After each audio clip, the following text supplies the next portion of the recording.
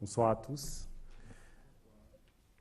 Monsieur l'ambassadeur Ali Meher, mesdames et messieurs, monsieur le directeur de la Biblioteca, chers intervenants à ce panel, j'ai l'honneur et le plaisir de modérer cette dernière table ronde du colloque, notre colloque qui a duré sur 2 jours et que j'espère du fond du cœur réussi. Le thème de cette dernière table ronde, c'est la francophonie et la coopération entre la France et l'Égypte. Pour commencer, je vais dire quelques mots sur la francophonie et la manière dont on va essayer de la comprendre au travers des différentes interventions qu'on va écouter tout à l'heure. La francophonie est multiple par définition, jusqu'à sa conception et sa définition même. Je retiendrai des très nombreuses définitions de la francophonie, 3 seulement. Une première que j'appellerai une francophonie d'appartenance ou d'identité. C'est celle qui insiste sur le caractère patrimonial. C'est la célèbre phrase du prix Nobel français de littérature Albert Camus qui disait « Ma patrie, c'est la langue française ». C'est aussi d'autres écrivains et intellectuels français ou étrangers qui ont insisté sur cet aspect des choses en disant, comme Émile Charron notamment, on n'habite pas un pays, on habite une langue. Donc d'abord, une francophonie d'appartenance. Puis, deuxième type de francophonie, une deuxième acception de la francophonie, qui était plutôt une francophonie de combat. On a trouvé cette acception au lendemain des indépendances, au début de l'ère postcoloniale, chez certains auteurs, comme Kateb Yassine, l'auteur du chef-d'œuvre de la littérature francophone Nejma, qui qualifiait le français comme un butin de guerre, et qui écrivait aussi « J'écris en français pour dire aux Français que je ne suis pas français ».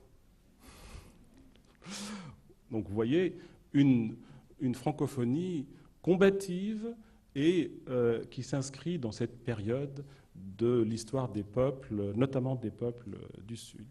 Et le troisième type de francophonie, que je qualifierais, si vous me passez l'expression, de francophonie heureuse. N'y voyez aucune malice, ni aucune allusion à un quelconque débat identitaire en France, mais c'est une francophonie humaniste, heureuse, dépassionnée, tout en insistant sur la passion qui anime ceux qui en sont porteurs. Et cette francophonie est la francophonie de Senghor, de Boutros Ghali. C'est la francophonie que les Égyptiens ont adoptée.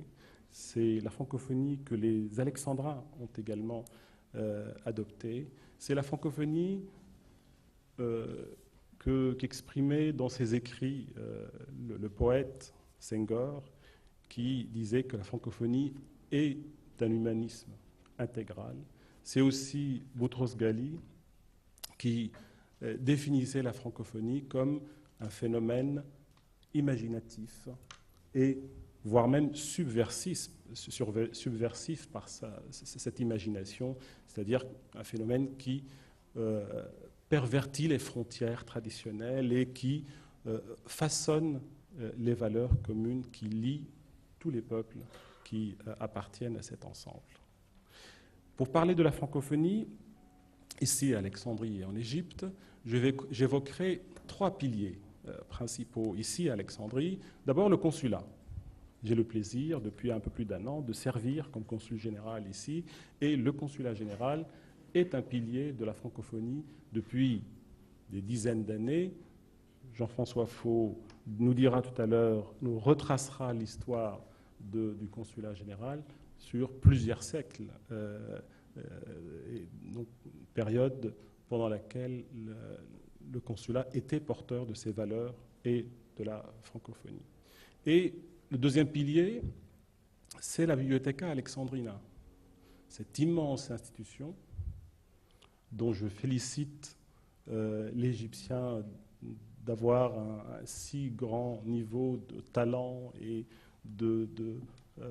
d'organisation et de maîtrise réunis dans un même espace. Et la Bibliothèque Alexandrina nous sera évoquée tout à l'heure par Madame Marwa El-Sam et Monsieur Gérald Grunberg, qui nous montreront à quel point cette aventure est aussi une aventure égyptienne, bien sûr, mais aussi en lien avec la France. Et puis le dernier pilier, le troisième, c'est l'Université Senghor. Je me tourne vers le recteur Albert Lourdes, présent parmi nous, à qui je passerai la parole tout à l'heure, qui nous parlera de l'Égypte comme bastion de la francophonie, mais aussi de l'Université Senghor, qui a pour Alexandrie, qui a son siège ici à Alexandrie. Et pour couronner le tout, nous entendrons notre collègue Mohamed Bouabdallah, qui occupe depuis peu le poste de conseiller de coopération et d'action culturelle à l'ambassade de France.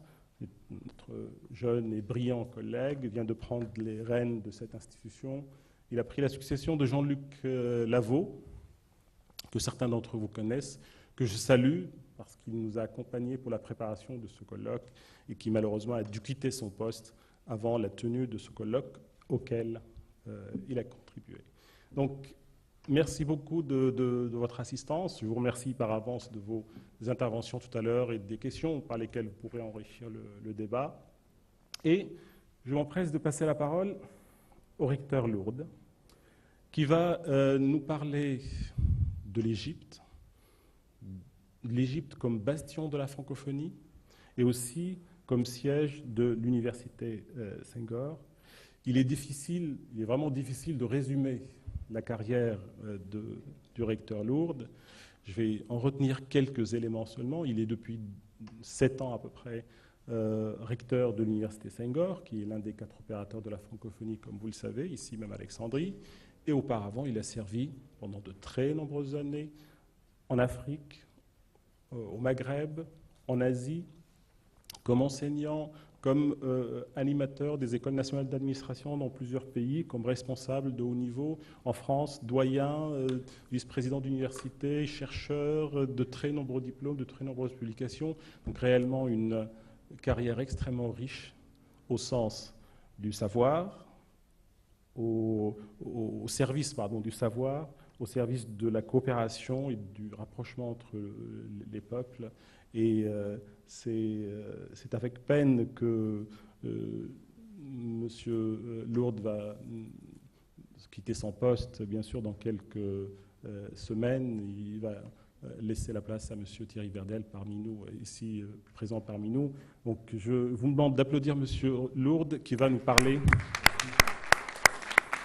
de l'Égypte, bastion de la francophonie et de l'Université Senghor. Merci.